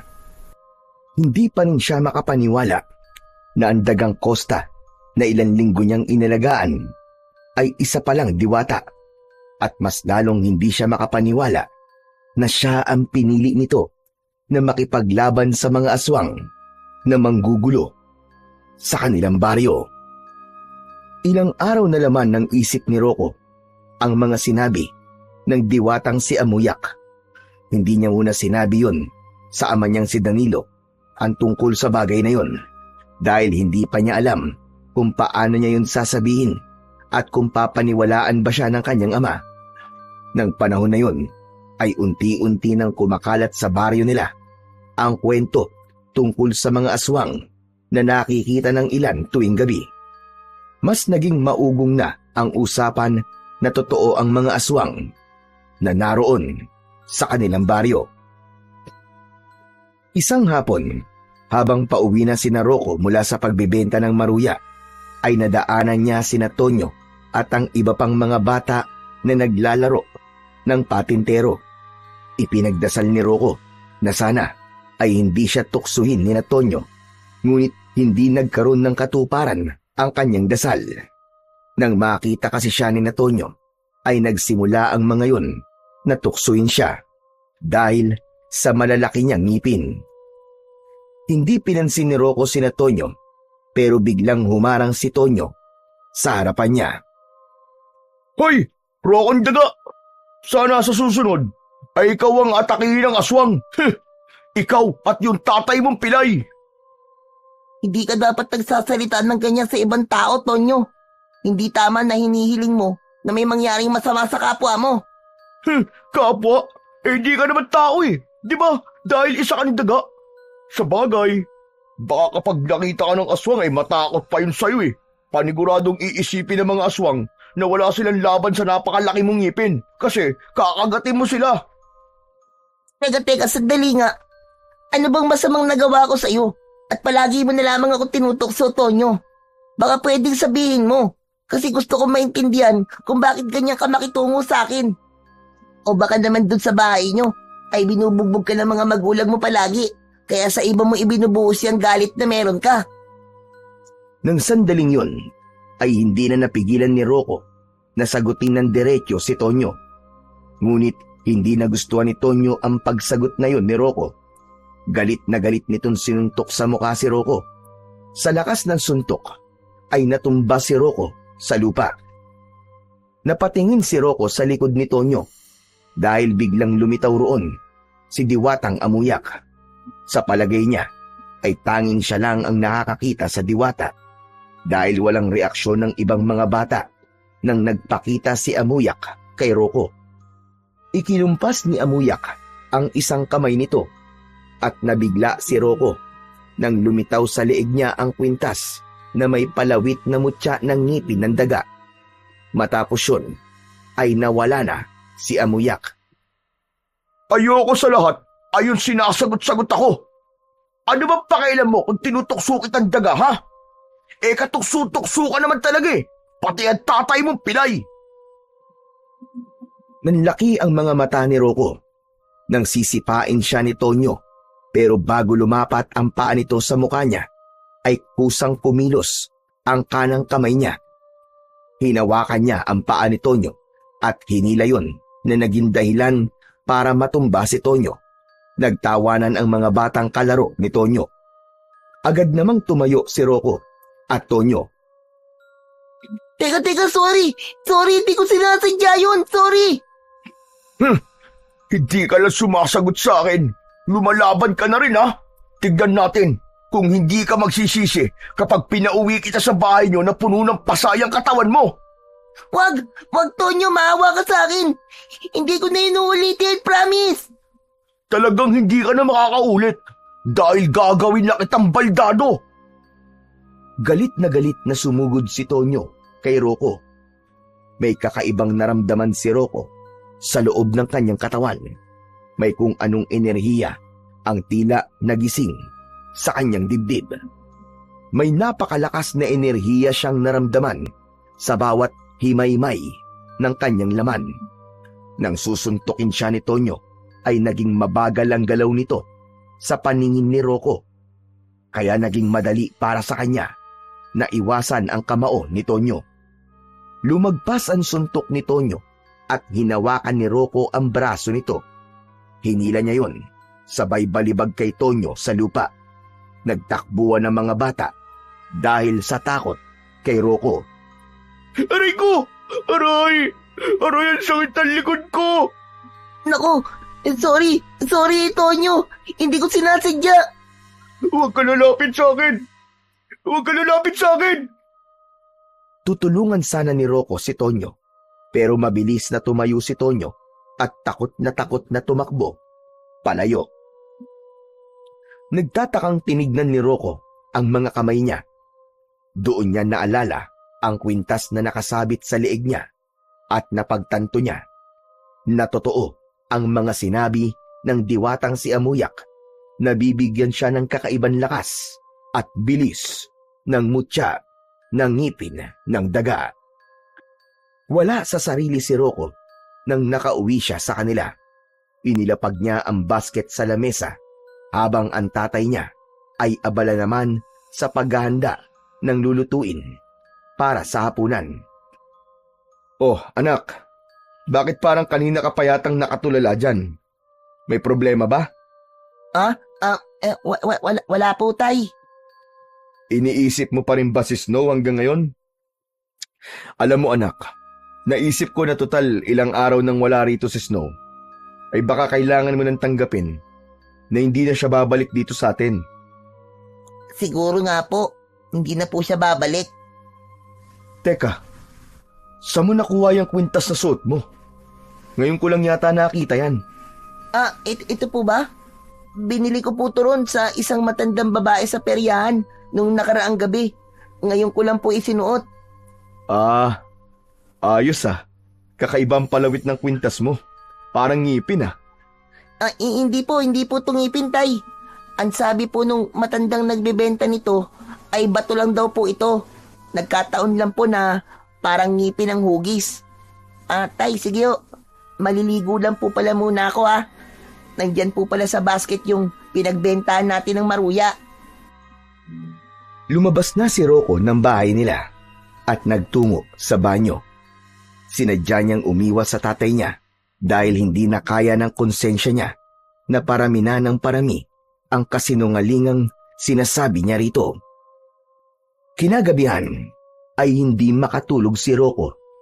Napakaraming katanungan ang gumugulo sa utak niya at alam niya na tanging si Diwatang Amuyak lamang ang makakapagbigay sa kanya ng mga kasagutan. Tahimik siyang lumabas ng bahay Habang mahimbing na natutulog si Danilo, dumiretso siya sa likod ng kanilang kubo at doon ay tinawag niya si Diwatang Amuyak. Agad namang lumitaw ang Diwata sa harapan ni Rocco. Hindi ako nagkamali na ako nga ay tatawagin mo, Rocco. Batid ko na maraming gumugulo sa iyong isipan. Tama ka, Diwatang Amuyak. Yung nangyari kanina, yung nagawa kong ibalibag si Tonyo, ay dahil ba sa kapangyarihan ng mutya ng ngipin ng daga? Tama ka, Rocco. Hindi lang pambihirang lakas ang taglay mo, kundi kakaibang bilis din. Tandaan mo, hanggang suot mo ang mutya, ay tataglayin mo ang kapangyarihan nito. Totoo rin ba na may mga aswang nasasalakay dito sa aming baryo, mahal na Diwatang Amuyak? Oo, Rocco. Nararamdaman kong malapit na silang magasik ng lagim dito sa inyong lugar. Kaya magiging malaking tulong ang mutya na yan. Hindi lang sa'yo, kundi sa lahat ng taong nasa paligid mo. Bakit nararamdaman ko ang pagdududa sa'yo, Rocco? Sabihin mo kung ano ang nasa loob mo. Kasi po, hindi pa rin po kasi ako makapaniwala na sa akin niyo po ito'y pagkakatiwala. Bata pa lang po kasi ako eh. Kahit na sa panaginip po, hindi ko naisip na makikipaglaban po ako sa mga aswang. Wala sa edad ang pagiging tagapagtanggol. Ito ay nasa linis ng iyong puso at hangarin. Nasa iyo ang lahat ng katangian na iyon, Rocco. Kahit hindi mo pa ako nakikilala, ay sadyang mabuti na ang iyong puso. Huwag kang matakot at mangamba. Tutulungan at gagabayan ka ng mutya. Mararamdaman mo kapag may paparating na panganib. Kung magtitiwala ka sa iyong sarili, ay magtatagumpay ka sa iyong misyon. Matapos yung sabihin ni Diwatang Amuyak, ay unti-unti na yung naglaho. Naiwan si Rocco na nakatayo sa likod ng kanilang bahay. Doon na niya tuluyang tinanggap ang responsibilidad na kaakibat ng mutya ng ngipin ng daga. Naisip niya na baka yun na ang pagkakataon upang maipakita niya sa lahat na meron siyang silbi sa baryo nila at hindi lang siya isang simpleng bata na palaging tinatanggap ang lahat ng panunuksong ibinabato sa kanya. Habang nakatayo si Rocco, ay may kakaiba siyang naramdaman. Tila naging mabigat ang hangin at nagtayuan ang mga balahibo sa kanyang magkabilaang braso. Hanggang sa mula sa kung saan ay may narinig siyang boses ng isang bata na humihingi ng tulong. Teka, si Toyo ba yun? Luminga si Rocco nang nakita niya ang itak na nakasabit sa labas ng kanilang kubo. Ay kinuha niya yon dahil tila yun ang ibinulong sa kanya ng mutya ng ngipin ng daga. Matapos yun ay tumakbo siya na parabang alam na niya kung nasaan si Tonyo, kahit ang totoo ay wala siyang ideya sa kinaroroonan nito. Makalipas ang ilang minutong pagtakbo, ay nakita ni Rocco si Tonyo na tumatakbo palabas ng kasukalan. Sa likod nito ay may 3 aswang na humahabol dito. Totoo nga sinasabi ni Diwatang Amuyak. May aswang nga dito sa baryo namin. Isang kakaibang tapang ang bumalot kay Rocco. Sinalubong niya ang takot na si Tonyo. Kumapit si Tonyo sa magkabila ang braso ni Rocco habang habol nito ang paghinga. Tagaktak ang pawis sa muka ni Tonyo. Tulungan mo ako! Hinahabol ako ng mga aswang! Tulungan mo ako! Sige na, tumakas ka na, Tonyo. Ako nang bahala sa kanila. Hinarap ni Rocco ang 3 aswang. Napahinto ang mga halimaw, ilang di pa lamang ang layo sa kanya. Tila nag-alinlangang lumapit ang mga yon dahil sa dala niyang itak. Tumakbo si Rocco palapit sa mga aswang. Isang aswang ang unang sumugod sa kanya. Isang mabilis na taga ang pinakawalan niya at tumama yon sa tiyan ng aswang. Umalingaw-ngaw ang sigaw ng aswang. Napaurong yun habang sapu-sapo ang mga lamang loob na lumabas sa malaki nitong sugat sa tiyan. Natumba yun sa lupa habang duguan. 2 aswang pa ang humarap kay Rocco. Lumundag sa kanya ang isa habang nakaumang ang matutulis nitong kuko. Pero umatras si Rocco at iniwasan niya ang aswang. Mabilis siyang pumihit paharap sa aswang at buong lakas niyang itinarak ang itak sa dibdib nito. Nang hugutin niya ang itak ay nangisay ang aswang at walang buhay na bumagsak. Ang isa pang aswang ay umatake sa likod ni Rocco. Naramdaman ito ni Rocco kaya mabilis siyang lumingon. Tumalon si Rocco sa kaliwa. Hinawakan niya ang braso ng aswang at 2 beses niya yung tinaga sa leeg na agad nitong ikinasawi. Lumingon si Rocco sa aswang na unang umatake sa kanya. Ngunit nakita niya na mabilis yung tumatakbo palayo habang sapo ang tiyan. Ahabulin sana ni Rocco ang aswang, ngunit narinig niya ang pagdaing ni Tonyo na hindi pa rin pala umaalis.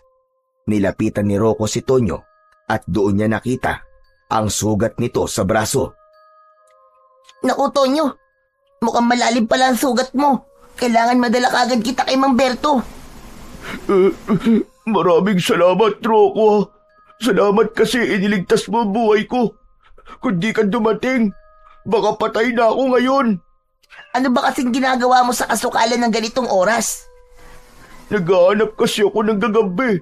Ang sabi sa akin ni Ronron ay ganitong oras daw lumalabas sa mga gagambang magandang panlaban. Mamaya na nga tayo mag-usap. Tara na muna kay Mang Berto. Maingat na inalalayan ni Rocco si Tonyo sa pagtayo at naglakad na sila papunta sa bahay ng albularyo. Rocco, oo nga pala.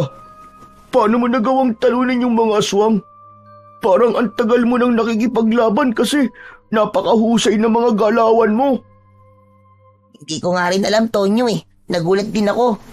Siguro dahil sa kagustuhan kong iligtas ka, kaya ako yun nagawa. Pero Tonyo, may ihingin sana akong kapalit sa ginawa kong pagliligtas sa'yo eh. Sana, wag mo na yung sabihin kahit kanino ha.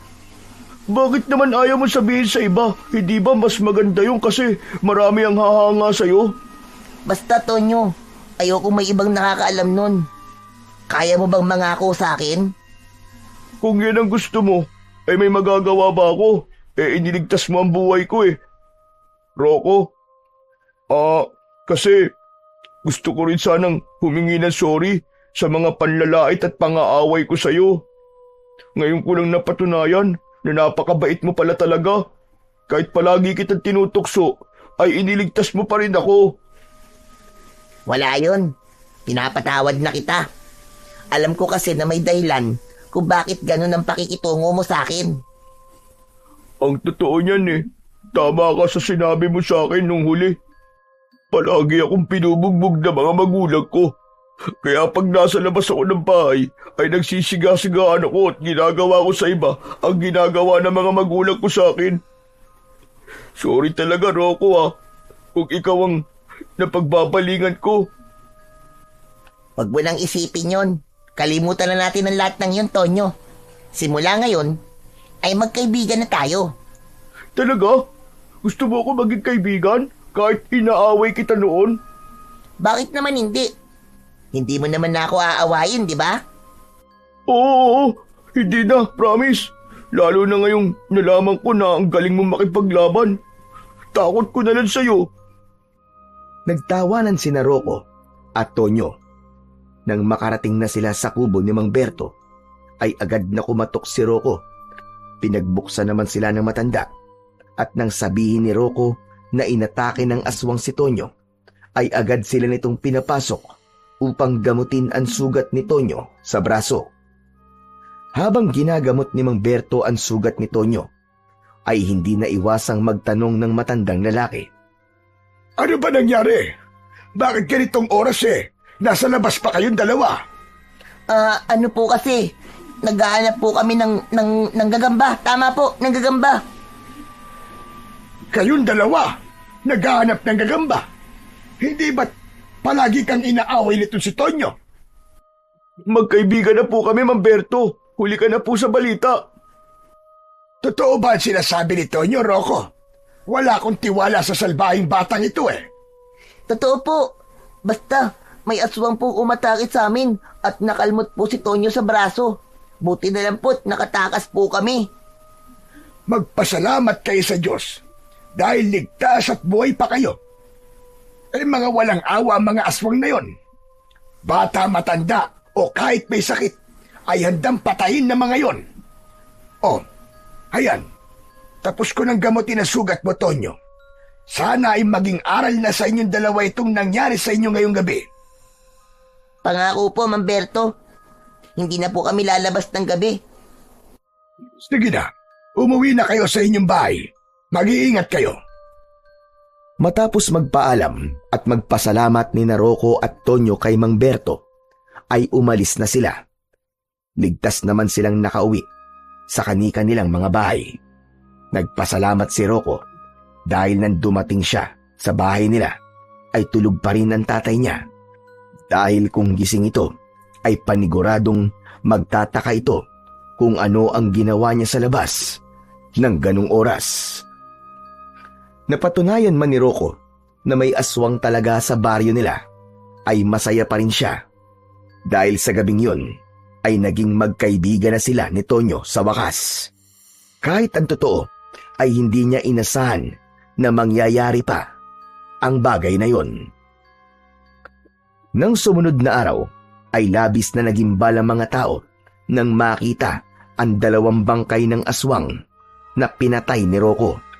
Nagtaka ang mga tao kung sino ang pumatay sa mga aswang. Naging tikom naman ang bibig ni Rocco at Tonyo gaya ng kanilang napag-usapan. Labis na nagpasalamat si Rocco kay Amuyak dahil kung hindi dahil sa mutya ng ngipin ng daga, ay hindi siya magkakaroon ng tapang at lakas ng loob na labanan ang mga aswang. Hanggang sa dumating na ang mismong araw ng kapistahan sa baryo ni Rocco. Nagpaalam si Danilo kay Rocco na magtutungo ito sa palengke upang bumili ng panghanda nila para sa piyesta. Nang makaalis na ang tatay ni Rocco, ay sinamantala niya ang pagkakataon na yon upang kausapin si Diwatang Amuyak. Nagtungo siya sa likod ng bahay at tinawag niya ang Diwata. Agad naman itong nagpakita sa kanya. Diwatang Amuyak, gusto kong magpasalamat sa iyo kasi dahil sa butya ng ngipin ng daga ay nagawa kong iligtas si Tonyo mula sa mga aswang. Tapos, naging magkaibigan pa kami. Labis ako natutuwa sa ibinalita mo na yan, Rocco. Masaya ako na sa wakas ay nagkaroon ka na ng matatawag mong kaibigan. Ngunit, huwag ka sanang maging kampante. Bakit po, mahal na Diwatang Amuyak? Hindi po ba napatay ko na po yung 2 aswang? Yung nakatakas naman po, ay matindi po ang sugat na natamo noon kaya sigurado po ako na hindi na rin po magtatagal ang buhay niya. Sila ay mga alagad lamang ng totoo mong makakalaban. Ibinulong sa akin ng hangin ang mas malaking paparating na panganib. Isang pinuno ng mga aswang ang darating at ang pangalan niya ay Gurabon. Kailangan mo siyang paghandaan. Hindi siya gaya ng aswang na nakaharap mo kagabi. Si Gurabon ay mas malakas at mas mabangis. Nakakatakot naman po yung sinabi niyo sa akin, mahal na Diwata. Huwag kang matakot. Hanggat nasa iyo ang makapangyarihang mutya, ay walang laban ang hindi mo magagawang ipanalo. Basta't magtiwala ka lamang sa mutya at sa sarili mong kakayahan. Naglaho na si Amuyak matapos nito yung sabihin. Naiwang kinakabahan si Rocco sa pinuno ng mga aswang na sinabi ng Diwata. Kahit hindi pa niya yon nakikita, ay ramdam na niya ang panganib na idudulot nun sa lahat. Ganun pa man, nangako si Rocco sa kanyang sarili na gagawin niya ang lahat para labanan si Gurabon. Nagawa na niyang simulan ng laban kaya kailangan niya na yung tapusin. Hindi nagtagal ay bumalik na ang tatay ni Rocco. Halos mapuno ng karne at gulay ang bitbit nitong bayong. Sinalubong ni Rocco si Danilo upang tulungan sa pagdadala ng mga pinamili nito. Inilapag nila sa lamesa ang bayong at tinulungan ni Rocco si Danilo sa paghahanda ng mga lulutuin nila. Grabe, ngayon lang nangyari to ah. Piyestang-piyesta ngayon, pero hindi ko naramdaman ang saya ng mga tao sa labas. Dahil po ba sa mga aswang, Tay? Tama ka. Lahat ay natatakot na baka may iba pang aswang sasalakay dito sa ating baryo, anak. Kahit ako na hindi naniniwala sa mga aswang noon naniniwala na ngayon Kaya mag-iingat tayo palagi, lalo na tuwing gabi. Sa gitna ng pag-uusap ng mag-ama na sina Rocco at Danilo ay biglang pumatok si Tonyo. Nagulat si Danilo nang makita si Tonyo. Oh, anong ginagawa mo rito, Tonyo? Aayain ko lang po sana si Rocco na maglaro sa plaza. Marami kasing palaro roon si Kapitan Aba, teka. Bakit parang nag-iba na yata ang simoy ng hangin? Ano't bigla mong inaaya ang anak ko sa ganyan? Hindi ba palagi mong tinutokso at inaaway si Rocco? Tay, hindi na po ngayon. Magkaibigan na po kami ni Tonyo. Hindi na po niya ako inaaway. Totoo ba yan sinasabi mo, anak? Baka tinatakot ka lang nito si Tonyo, ha? Hindi po, Tay. Magkaibigan na po talaga kami. Paano nangyari yun na magkaibigan na kayo ngayon? Saka ko na lang po ikikwento. Pwede po bang sumama na ako kay Tonyo sa plaza? O sige. Hindi naman marami itong lulutuin ko kaya kaya ko na to na mag-isa. Mag-iingat kayong dalawa, ha? Masayang sumama si Rocco kay Tonyo sa plaza. Doon ay nanood sila ng mga palaro ng kanilang kapitan. Merong nagpaunahan sa pag-akyat sa mahabang kawayan na pinahiran ng mantika. May nag-agawan sa paghuli ng baboy sa putikan. Maraming palaro ang kanilang kapitan at sa sandaling yon ay tila nakalimutan ng lahat ang takot ng mga ito sa aswang. Pagsapit ng gabi ay sabay na kumain sina Rocco at Danilo ng mga handang niluto ni Danilo. Meron silang mainit na kanin, kalderetang baboy at isang bandehado ng pansit. Maganang kumain si Rocco dahil lahat ng niluto ng tatay niya ay masarap. Grabe! Ang dami pong taong nagpupunta ngayon sa perya, Tatay. Huling gabi na po kasi ng peryahan dito Bukas wala na po yun. Bakit? Gusto mo ba magpunta ngayon doon, anak? Ayos lang po ba na lumabas tayo ng ganitong oras, Tay? Hindi po ba sabi niyo po mag-iingat tayo kapag ganitong oras kasi baka mamaya may aswang na sumalakay dito sa atin? Siguro naman walang aswang na maglalakas ng loob na sumalakay ngayong gabi dahil maraming tao nasa labas Sa kahuling gabi na ng peryahan. 1 taon na naman ang hihintayin bago ulit magkaroon ng peryahan kaya hindi pwedeng hindi tayo pupunta ron ngayong gabi, anak. Sige po. Wala naman po akong nararamdaman na hindi magandang mangyayari ngayong gabi. Teka, bakit? Nararamdaman mo ba kapag may hindi magandang mangyayari? Hindi naman po, Tay. Pakiramdam ko lang po tama po kayo. Masyado pong maraming tao sa labas para magkaroon po ng pag-atake ng mga aswang. Nakahinga ng maluwag si Rocco dahil hindi na nagtanong pa ang tatay niya. Muntik kasi nitong malaman na may kakayahan siyang maramdaman kung may paparating na panganib dahil sa mutyang nakasabit sa leeg niya. Maya-maya ay nasa peryahan na sina Rocco at Danilo. Mas maraming tao ang naroon kumpara sa mga nakalipas na gabi at yun ay dahil huling gabi na ng peryahan sa baryo nila. Sa kanilang paglalakad ay nakasalubong nila si Tonyo na may dalang cotton candy. Sabi ko na nga ba at pupunta ka rin dito Siyempre huling gabi na ng peryahan dito sa atin Mandanilo, pwede bang sumakay kami ni Rocco sa Ferris wheel? Ililibre ko po siya. O sige, walang problema. Mag-iingat kayong dalawa ha.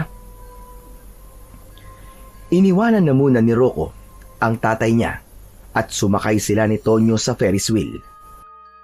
Hanggang sa sandaling yun ay hindi pa rin siya makapaniwala na kaibigan na niya si Tonyo. Nalaman ni Rocco na matatakotin pala si Tonyo sa matataas na lugar dahil kapag nasa tuktok sila ay pinipigilan nito ang paghinga at namumutla ito. Kumakapit din ito ng mahigpit sa braso ni Rocco kaya tawa siya ng tawa. Grabe, ang laki mong bata pero matatakotin ka pala sa mataas na lugar. Bakit ikaw? Hindi ka ba natatakot? Medyo, pero alam ko namang ligtas tayo rito eh. Tignan mo, at uugain ko, pero hindi tayo mahuhulog. Hoy, ano ba Rocco? Itigil mo nga yan. Huwag mong ugain kasi mas lalo ako natatakot eh. Mas lalong natawa si Rocco sa reaksyon na yon ni Tonyo. Ngunit agad siyang natigilan nang may kakaiba siyang naramdaman. Kinilabutan siya at pakiramdam niya ay may kung anong hindi maganda sa hangin. Oh, bakit bigla kang tumahimik, Rocco? Siguro tinatablan ka na ng takot, no? Hindi, para kasing may masamang mangyayari. Ganito kasi yung naramdaman ko nung gabi na iniligtas kita sa mga aswang. Ano? Huwag mo sabihin na may aswang dito sa peryahan. Kung ganun kailangan na natin bumaba rito. Nang nasa taas na sila ng Ferris wheel, ay nagimbal sila sa nakita nila sa ibaba. Kitang-kita nila ang napakaraming aswang na mabilis na pinapalibutan ang buong peryahan. Natipon sa gitna ang mga tao. Naku, huwag na pala tayo bumaba. Dito na lang tayo, Rocco. Ang daming aswang! Patuloy sa pag-ikot ang Ferris wheel. Huminto yun nang nasa ibaba na si Rocco. Agad na bumaba si Rocco habang nakasunod naman sa kanya ang takot na si Tonyo. Nagtago sila sa gilid ng isang booth sa peryahan at pinanood nila ang nangyayari. Rocco, halika na, umalis na tayo rito. Baka makita pa tayo ng mga aswang at gawin tayong hapunan. Tonyo, hindi ako pwedeng umalis. Ikaw na lang ang umalis, sige na. Tumakas ka na, iligtas mo na ang sarili mo. Ayoko, kung di ka aalis, hindi rin ako aalis. Iginala ni Rocco ang mga mata niya at nakita niya ang dalawang patalim na nasa harapan ng booth. Nalaman niya na ang booth na pinagtataguan nila ay yung para sa babae na nakatali habang binabato ng kutsilyo ng isang lalaking may piring sa mata. Teka, Rocco. Bakit may kutsilyo ka? Huwag mo sabihin na makikipaglaban ka ulit sa mga aswang. Tignan mo nga, napakarami ng mga aswang na yan, Rocco. Hindi mo sila kakayanin. Magtiwala ka lang sa akin, Tonyo. Akong bahala. Sa kabila ng tapang sa pagsasalita ni Rocco, ay aminado siya na natatakot rin siya. Pero alam niya na walang ibang may kakayahang makipaglaban sa mga aswang sa baryo nila, kundi tanging siya lamang. Hindi nagtagal ay isang mas malaking aswang ang nagpunta sa harapan ng mga taong nasa gitna. Mas malaki ang katawan nun kumpara sa ibang aswang. Naramdaman ni Rocco na yun ang pinuno ng mga aswang na sinabi sa kanya ni Diwatang Amuyak. Ilabas niyo ang batang pumatay sa dalawa kong alagad. Nais ko siyang makaharap sa isang laban. Ang batang yun ang magdidikta ng inyong kapalaran. Kapag natalo niya ako, ay hindi na kami babalik sa baryo niyo. Ngunit sa sandaling siya ay mapatay ko. Paghaharian ko ang lugar na ito at lahat kayo ay magiging mga alipin ko. Batid kong may kakaibang mutyang tanga ng batang yon, kaya nagawa niyang patayin ang aking mga alagad. Ilabas niyo siya. Kung hindi, ay isa-isa akong papatay ng mga tao rito. Walang nagsalita sa mga taong naroon. Lahat ay balot ng takot.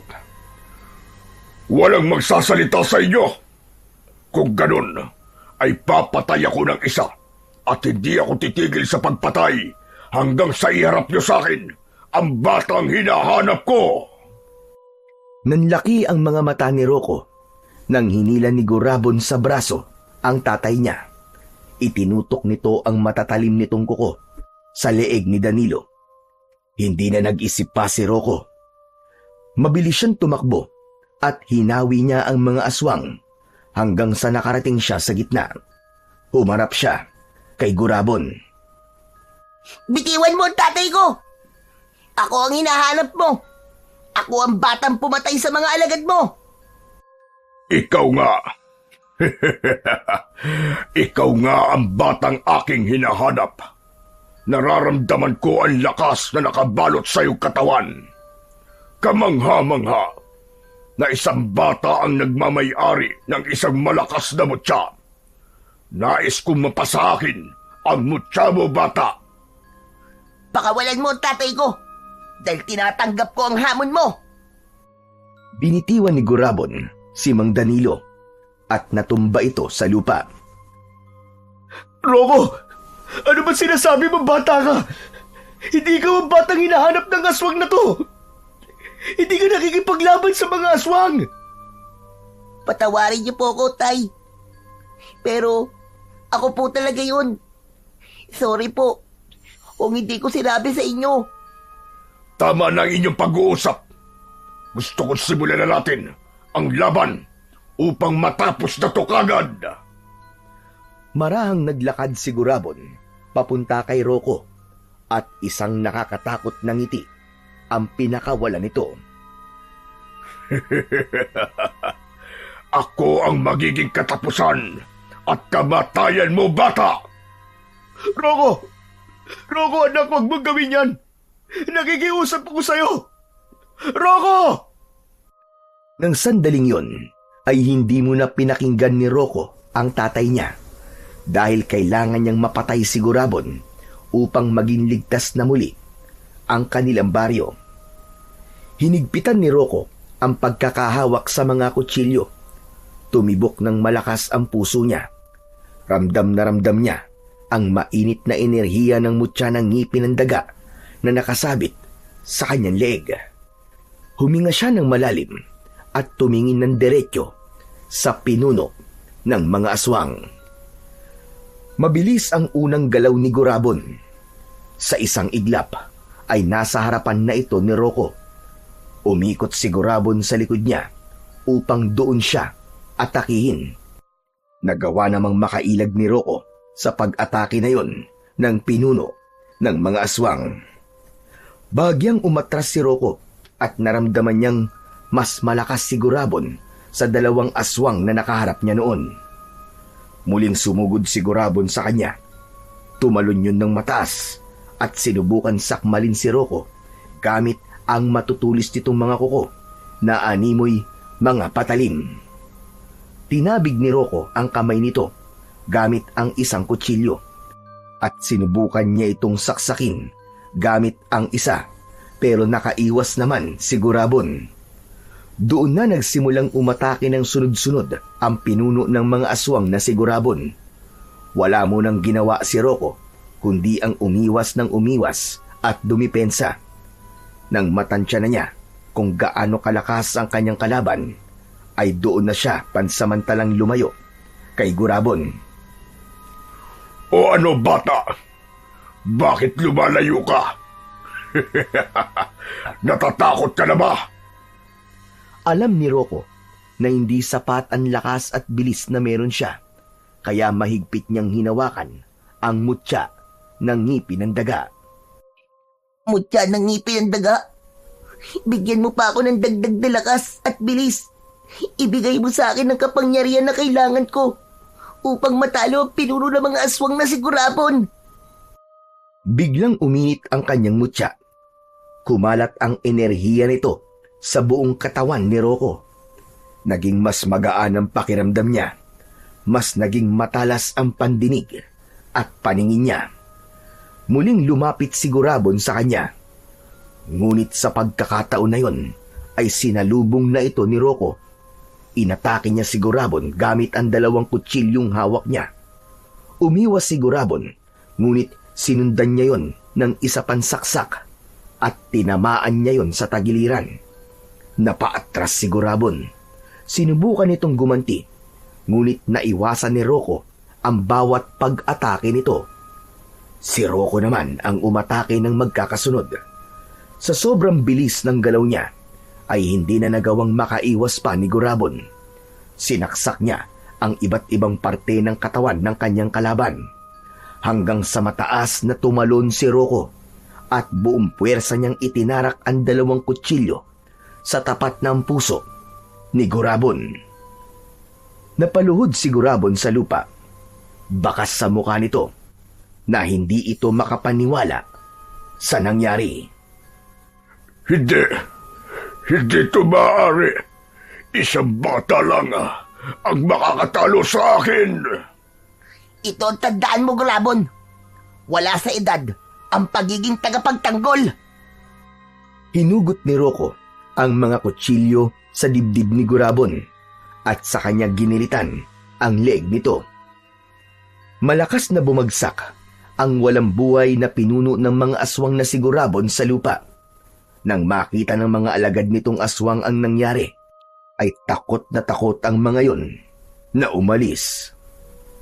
Nang wala na ang mga aswang, ay masayang nilapitan ng mga tao ang batang si Rocco. Naiiyak na niyakap ni Mang Danilo ang kanyang anak na si Rocco. Salamat sa Diyos at ligtas ka, anak. Akala ko'y mapapahama ka na sa pakikipaglaban mo sa aswang na yun. Sabi ko naman po sa inyo, Tay, kaya ko pong labanan ng aswang na yun eh. Anak, marami kang dapat na ipaliwanag sa akin. Pero saka na yun. Ang importante ay ligtas ka. Ipinagmamalaki kita, Rocco. Napakatapang mo, anak. Labis ang kasiyahan ni Rocco ng mga sandaling yon. Hindi lang dahil sa napatay niya ang pinuno ng mga aswang na Gurabon, kundi dahil naniniwala siya na simula sa gabing yon ay mas magiging maganda na ang pagtrato ng mga tao sa kanila ng kanyang ama. Matapos ang lahat ng nangyari, ipinagtapat ni Rocco sa kanyang amang si Danilo ang tungkol sa mutya ng ngipin ng daga na ipinagkaloob sa kanya ng diwatang si Amuyak. Nagulat man si Mang Danilo, ay tinanggap nito ang buong kwento ni Rocco ng may pag-unawa at pagmamalaki. Mula noon, wala nang aswang na gumambala sa kanilang lugar. Tila natakot na ang mga aswang na bumalik doon dahil sa pagpaslang ni Rocco kay Gurabon. Naging mas matatag din ang pagkakaibigan ni na Rocco at Tonyo at naging kilala si Rocco bilang bayani ng kanilang baryo. Hindi na kailanman muling nagpakita si Diwatang Amuyak kay Rocco, ngunit alam ni Rocco na nasa paligid lamang ang diwata, nagbabantay at nagmamasid. Nangako si Rocco sa sarili na habang nasa kanya ang mutya, ay hindi siya titigil sa pagiging tagapagtanggol ng liwanag laban sa kadiliman.